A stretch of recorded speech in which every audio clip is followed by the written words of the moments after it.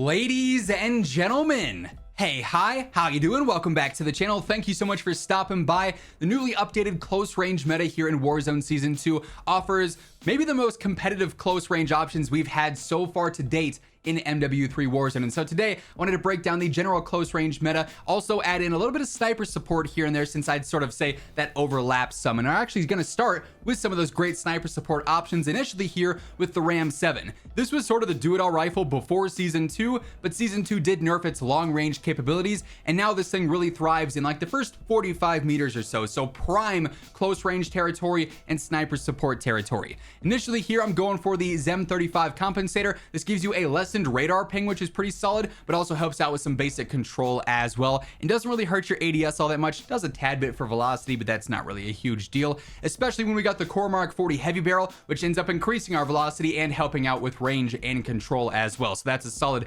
counter to the cons of our muzzle there. Bruin heavy support, making this thing nice and predictable, attacking that horizontal control and really giving us the best possible recoil pattern here. 60 round drum, your basic extended mag, and then I also go for the 3.4 pad stock. Again, just helps out a lot with control. So this is a super low recoil sniper support option, pairs great with a cat or even a stalker for aggressive sniping. Really love the feel of this thing. The Chimera from MW2 is also a fantastic sniper support rifle. This is really like built out to be an SMG AR hybrid style build here, and it works really well for those first 30-40 meters or so. It's also relatively easy to use, hence why I'm just going for a basic Shadow Strike suppressor. It simply keeps me off the radar. If you're okay with being a little bit slower with your ADS speed, you know, Spirit Fire would be decent, even Sonic as well, because it is easy to use. You could get some better velocity and range out of that. Totally dependent on how you want the weapon to feel and how comfortable you are, but really any of those would work well for a muzzle. I go for the Vorpal barrel, helps out with range and then a little bit of mobility here and there with your ADS strafe speed and your general ADS speed, so just makes it a bit more versatile. The angled underbarrel doesn't hurt your ADS whatsoever and gives you better horizontal control, so it makes the pattern super predictable and makes you in general just way more accurate when it comes down to it. I got the 45 round extended mag here. This works fine with this fire rate. And then lastly, I do go for the Elo sight, the MK3 reflector. A slate would work, a night hour would work here as well. Those are all great like close range sniper support style sights. It really just comes down to preference there though. If there's a certain optic you love using and you know you're going to hit your shots with, always go for that for sure. Next up, we got the AMR9, and while this build in particular really is not meant for sniper support, this thing's first damage range is so much better than every other SMG. You could realistically also use this for sniper support if you wanted to, but in general, this is just a super aggressive base AMR9 setup. The problem with the AMR9, despite its ridiculous TTK, is how slow its sprint to fire speed is, so I really try and attack that with this setup. Initially, I'm just going for the Shadow Strike suppressor. No pros, no cons. It's not slowing me down or anything. It's just keeping me off the minimap. I do go for the skeletal vertical grip. This gives me some better vertical control, only hurts your horizontal a little bit, which is not a deal breaker here by any means, and it's doing 5% to my sprint to fire and helps out my ADS speed as well. So I'm really attacking what I'm the most concerned about with this setup. I do go for the 50 round extended mag, very basic there. The buffered tube stock gives me 16% to my sprint to fire. My general ADS speed improves, my base movement speed improves, my strafe speed improves, really speeds up the gun in general. And then this is where it really just comes down to preference. A lot of players really don't like the iron sights here, so I'd recommend something like an MK3 or whatever you're the most comfortable with. That said, if you are okay with the iron sights, use the Phantom grip. 24% increase to the sprint to fire here is going to be huge in the long run, so it really just comes down to what you value more there, that clean optic or that super fast sprint to fire for what this gun is. Either way, it's going to be solid, and if you got your sights up, this thing's going to absolutely melt. Now, the brand new Ram 9 is also a phenomenal close range choice, especially in its first damage range. It's got one of the best TTKs in class, so that's super convenient while also being pretty easy to use and very snappy and aggressive in terms of mobility. Initially, I got the ZEM3 compensator again, under the ZEM35 compensator. Only hurts my velocity and my ADS speed a little bit. Not a huge deal on SMG builds. Helps out with that control and keeps me nice and accurate. The light barrel on here is going to extend that first damage range some, which is pretty convenient. Also helps get some velocity back, so it's a bit more versatile and gives me better strafe speed too. I got the 50 round extended mag, pretty basic and self-explanatory there. The retort 90 rear grip helps out with that better control across the board, only hurts your idle sway, but in SMG style gunfights, not going to be a huge deal. Then I go for the motion tac pad stock. I kind of been interchanging the motion tac and then also the ultralight. Ultralight does a lot more for base mobility. Motion tac does better for sprint to fire and ADS, and this gun sprint to fire also is not all that great. So if I can bump that up, that's pretty solid there. Also, for what it's worth, if you are really comfortable with the control, you could try using the haste grip tape, because that's 10% to your sprint to fire as well, which could be pretty valuable, all things considered. But overall, really solid weapon, and I've been using this a lot as of late. Just love the feel of it. Now, the Swarm, despite some of the nerfs that it's seen previously, I would say still falls into that close range meta, just because its first damage range, well, it's only like 6 to 8 meters depending on your build, is still crazy fast in terms of TTK, and the gun's pretty easy to use. Also, it's just a ton of fun to use at the same time as well. So again, here I got the M35 compensator. I like the stability it offers. I like the fact that I'm not on the radar for a super long time, and it doesn't slow me down all that much. The Reckless 90 long barrel, quite frankly, I'm only using because it extends that damage range so much. 31% for that effective damage range up to 8 meters, which isn't a lot, but it's going to be the difference of winning or losing some close range gunfights for sure.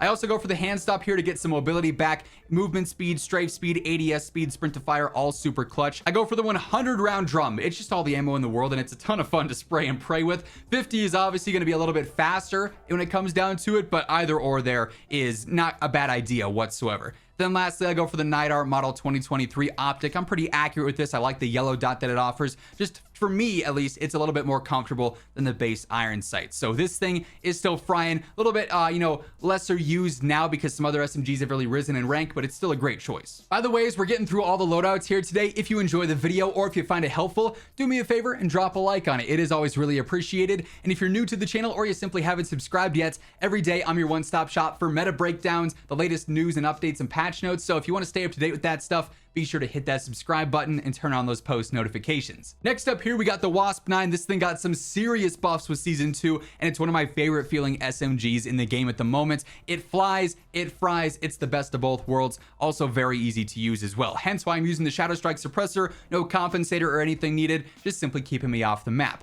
I do go for the light barrel in this case, speeds me up with sprint speed, ADS speed, sprint to fire, only hurts your control a tad bit, which is not a huge deal whatsoever. I got the hand stop on here again, even better mobility as well. The 50 round mag, and then for me, the irons here are just way too bulky. So I go for the ELO sight. You could go for a NIDAR, a slate, whatever you're the most comfortable with there per usual. But this thing is very snappy and aggressive, relatively low recoil, and it's got really good damage ranges for an SMG. Like I said, I just love the feel of this thing. Striker 9 is another SMG that I really enjoy here. Just in general, there's so much competition in the SMG class in specific that this thing is pretty nuts, all things considered. So this thing is incredibly low recoil, got a crazy fast fire rate, so its close range TTK is definitely up there. Initially, M3 compensator. The reason I'm using this is because I do want to sort of counteract the no stock that I'm using. While it's giving me crazy mobility, it's obviously hurting my control a lot. So having a compensator is pretty clutch here to help out with that control. We got the long barrel, extends that first damage range, so that fast TTK is going to be even better. Its mid range is going to feel a little bit more effective as well.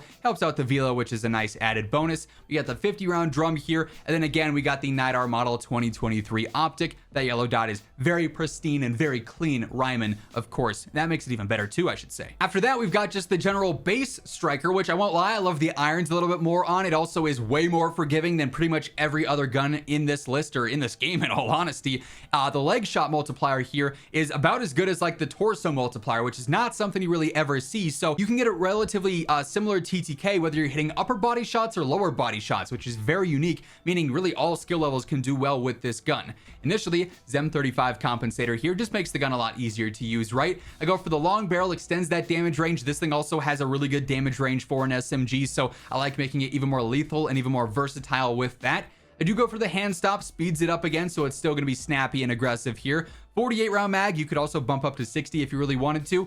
I wouldn't say there's a wrong answer here. This one's just going to be a little bit slower. Then lastly, I go for the light stock here. Helps out with the mobility some. You could try upgrading to maybe no stock, and maybe with the compensators on there, it'll help out some, but that recoil is going to be a lot more noticeable here. And with an iron sight build, I'm not really a fan of that bounce and that shakiness. So to me, light stock gets the job done just fine. You're still going to be able to fly and fry with this thing. And like I said, it's so forgiving, and that's a huge pro that this gun has in specific. Of course, we also got to talk the HRM9, one of my favorite favorite SMGs and favorite guns in general in this game. It's fast, it's got a crazy consistent TTK in the close range and that early mid range, and it's also very easy to use. Plus, using the Princeps long barrel build on here, which extends that first damage range out to 16 meters, which all things considered is pretty impressive for an SMG, gives you those growl-like iron sights, and I love the look of those. I also again go for the M35 compensator here for that better control and stability. The 50 round drum, no stock on here with that compensator on there. This is definitely doable in terms of control. You'll be just fine here.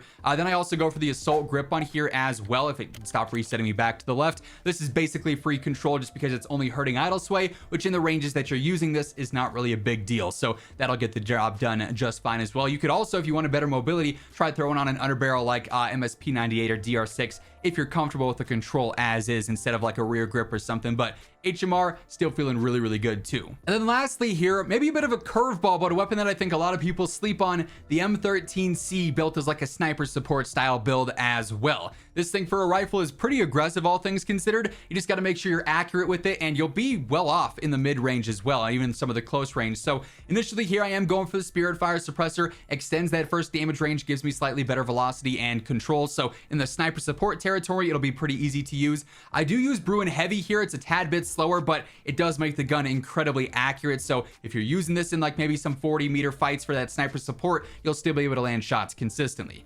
45 round extended mag, your only option here for an extended mag. It works well. Going for the ELO sight yet again. Once more, feel free to use whatever you're the most comfortable with. And then I kind of go back and forth with the TRX stock. This helps out with idle sway, which is huge, but also just some general control. It's not a ton, but it's something. I do wish it did more there though. The only problem is that if you want better control elsewhere, you'd be looking at like a D37, but that ends up hurting your idle sway a decent bit. So it's kind of like a double-edged sword there, unfortunately, between the stock and the rear grip. But regardless of how you want to build it out, it's going to be consistent for like a sniper support and more aggressive rifle as well. And that being said, that's how the current close range meta shakes out. If you enjoyed the video, do me a favor and drop a like on it. And if you're new to the channel, be sure to hit that subscribe button on your way out. But once again, thank you so much for tuning in. And until next time, take it easy, have an awesome rest of your day, and I will catch you later.